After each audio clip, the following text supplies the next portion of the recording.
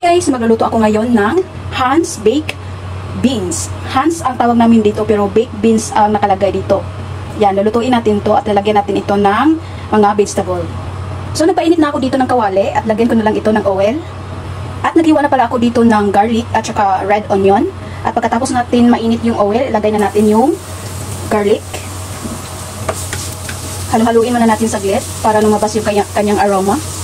At pagkatapos, ilagay na natin yung red onion. Halu-haluin lang natin. Meron din ako dito isang pirasong carrots, hiniwa ko ng maliliit, at isang pirasong small size ng potato. So, ilagay ko na yung carrots at potato. Halu-haluin lang natin.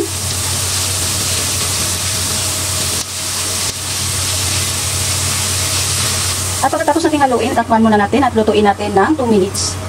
After 2 minutes, haluin muna natin saglit. Wow, ang bango niya guys. At pagkatapos, ilagay na natin yung Hans.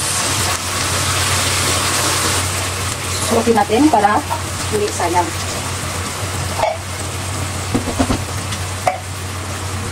Haluin natin saglit.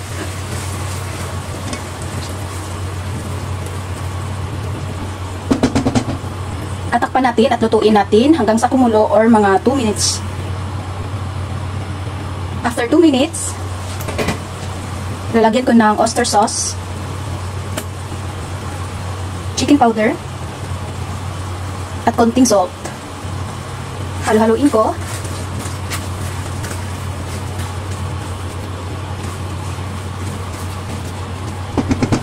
At lalagyan ko ng choy sam.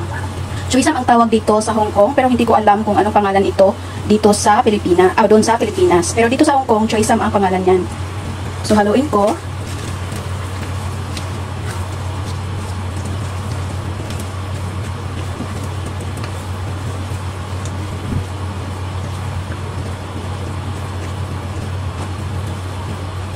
Kahit anong vegetable, pwede ang ilagay dyan. Pero choy sam lang ang nilagay ko kasi ito lang meron dito sa ref ni Madam. So, after ng paghalo, takpan ko muna at lutuin ko ng 1 minute para lumambot yung gulay na nilagay ko. So, after 1 minute, ito na ang ating Hans with vegetable. So, halu-haluin ko.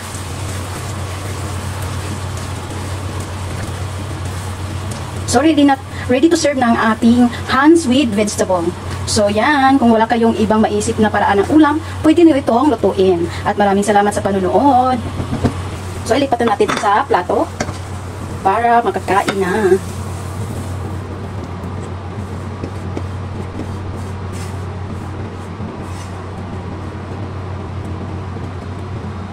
So, ito na ang aking recipe for today, Hans with vegetable. So, sana magustuhan nyo ang aking recipe for today and enjoy watching and thank you for all your support. God bless all. Don't forget, Jesus love you. Bye!